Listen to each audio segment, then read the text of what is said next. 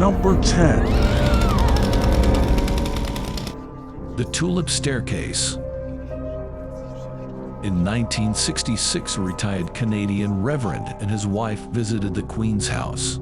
The Reverend and Mrs. R.W. Hardy had heard about the famous Tulip Staircase and took a photograph.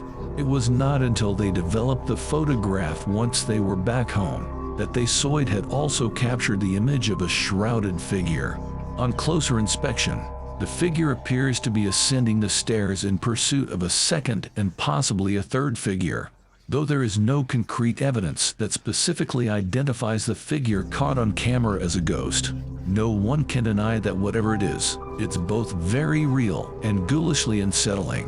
What's more, even before the picture was taken, the 400-year-old Queen's house had earned a reputation every bit as mysterious as the photo. Staff members have reported phantom footsteps, touches, and even singing, and several bloody rumors of the building's past. After the photo became public, a seance was conducted by the staircase, attempting to contact the spirits Hardy had captured.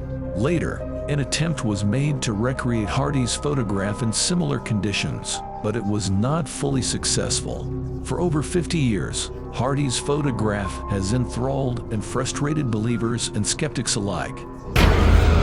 Number 9. Anna Baker's wedding dress.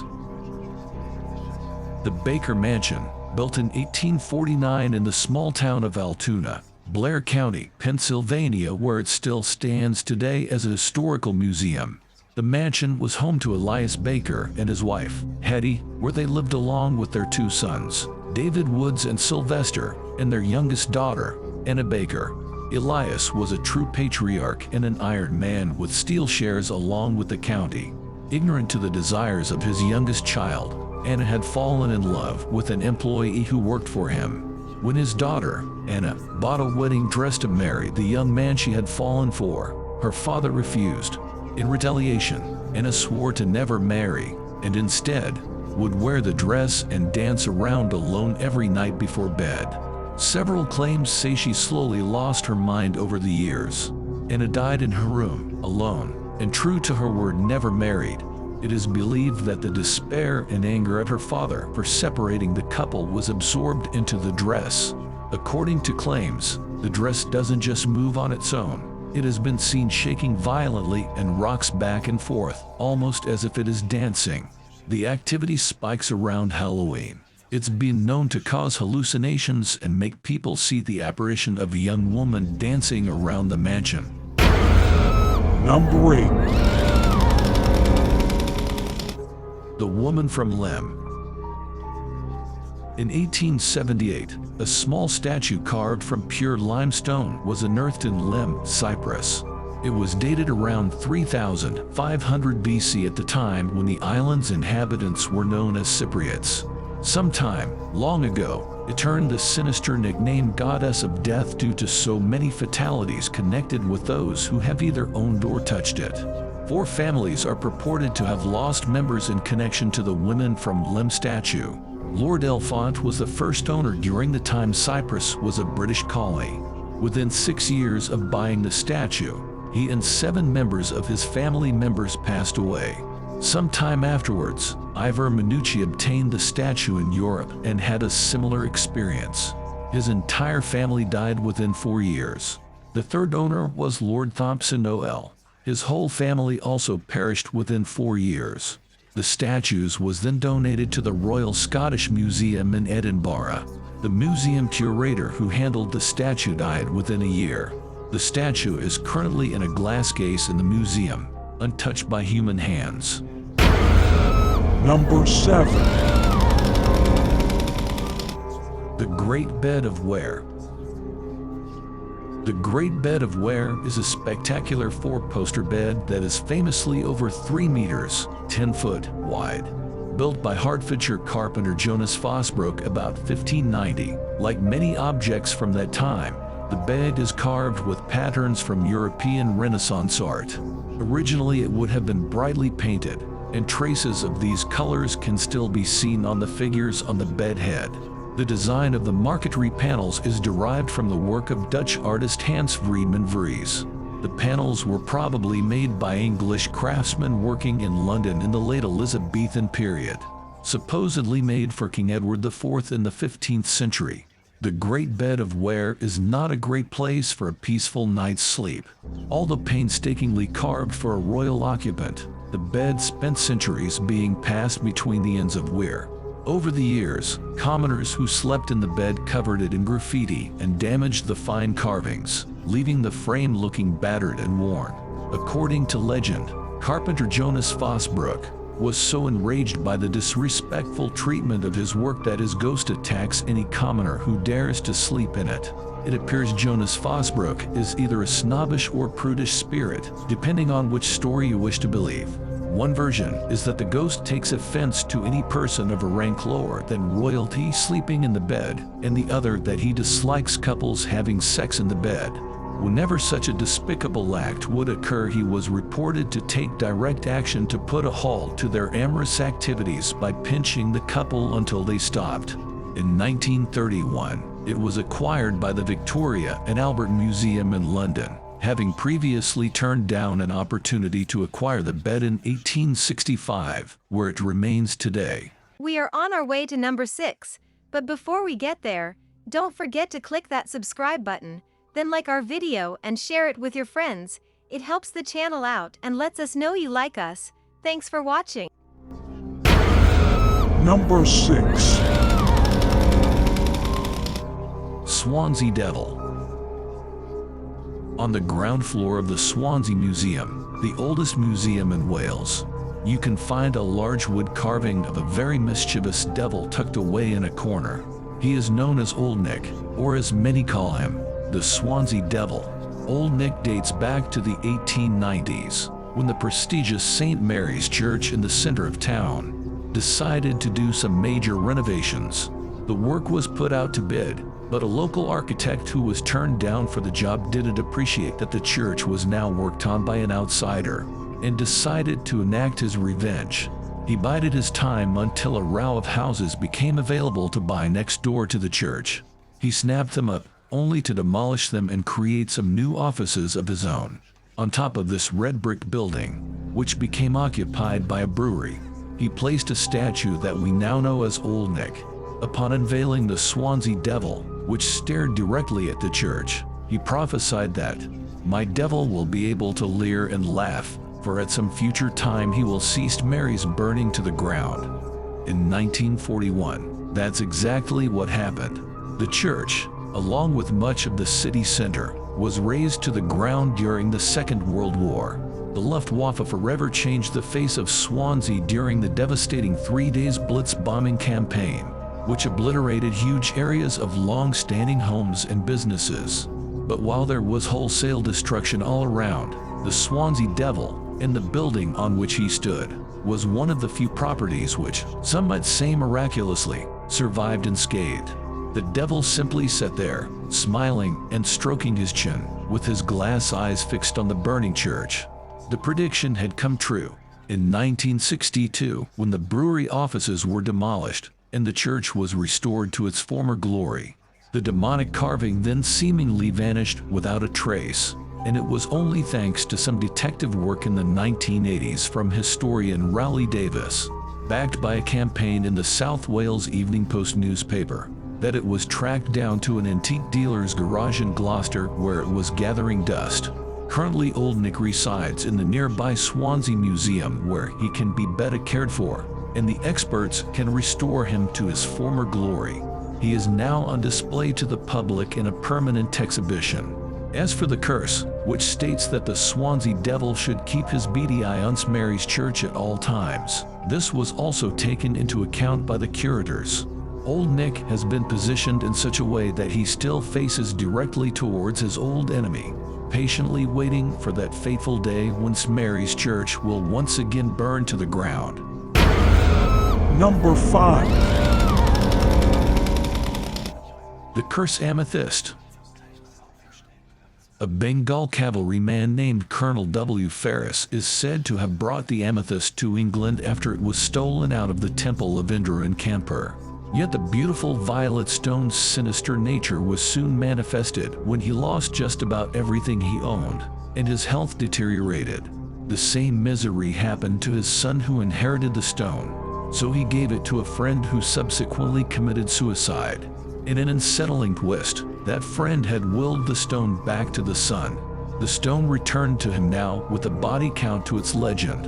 In 1890, Ferrer's son gave the stone to Edward Heron Allen, a respected British polymath, writer, and scientist, who aside from the academic pursuit of translating Arabic literature also had a thing for the art of palmistry. When Heron Allen gave the stone to a singer friend, her voice was dead and gone, and she never sang again. This disaster confirmed to Heron Allen that the artifact was indeed devilish, and the story maintains he threw it into London's Regent's Canal. While this is pretty hard to believe, 3 months later a dredger recovered the purple stone, and a dealer eventually gave it back to Heron Allen. Heron Allen described the amethyst as being cursed and stained with blood. Heron Allen attempted to neutralize the evil power of the cursed stone and had it bound with a silver ring fashioned as a double-headed snake and 2 amethyst scarab beetles beads, and he also inscribed the ring with the 12 symbols of the zodiac before he locked it in his bank vault within 7 sealed boxes. Heron Allen had instructed that exactly 3 years after his death, in 1943, his daughter should unlock each of the 7 boxes and give the stone to the museum, with his note detailing the stone's evil history. The note said, "Whoever shall then open it, shall first read out this warning, and then do as he pleases with the jewel. My advice to him or her is to cast it into the sea." Number 4. The Hands Resist Him. The Hands Resist Him is a painting that was created by artist Bill Stoneham in 1972. It depicts a young boy and a female doll standing in front of a glass panel door, against which many hands are pressed. According to Stoneham, the boy is based on a photograph of himself at age 5. The doorway is a representation of the dividing line between the waking world and the world of fantasy and impossibilities, while the doll is a guide that will escort the boy through it. The titular hands represent alternate lives or possibilities. The painting appeared on the auction website eBay in February 2000. According to the seller, the painting carried some form of curse.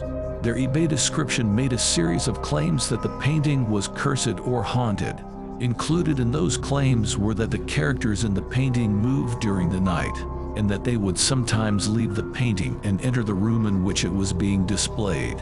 Also included with the listing were a series of photographs that were said to be evidence of an incident in which the female doll character threatened the male character with a gun that she was holding, causing him to attempt to leave the painting.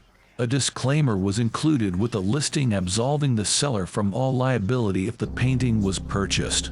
More than 30,000 people visited the auction page. Many reported just looking at the painting made them feel sick or upset. Number 3. Chair of Death. The Chair of Death was the favorite chair of a man named Thomas Busby, who was convicted in 1702 for the murder of his father-in-law, Daniel Audie, whom he supposedly strangled for sitting in his favorite chair after an argument about Thomas' wife, Audie's daughter Elizabeth. On his way to the gallows in 1702, he asked to stop by the pub and put a curse on his chair, claiming that anyone who sat in it would be haunted and soon die. It remained in the pub for centuries, and people were dared to sit in it. The first reported death alleged to be associated with the death chair is that of a chimney sweep who along with a friend sat in the chair whilst having a drink one evening in 1894. The sweep never made it home that night. Being completely inebriated, he laid down on the road to sleep. The next morning his body was found hanging from the post next to the gibbet. During the Second World War, the pub became a popular drinking spot with Royal Airmen. The airmen would goad each other to sit in the chair. Those that took up the challenge never returned from their missions. Through the early 1970s, the chair seemed to claim a number of victims, including a cleaning lady who was diagnosed with a brain tumor after knocking into the chair.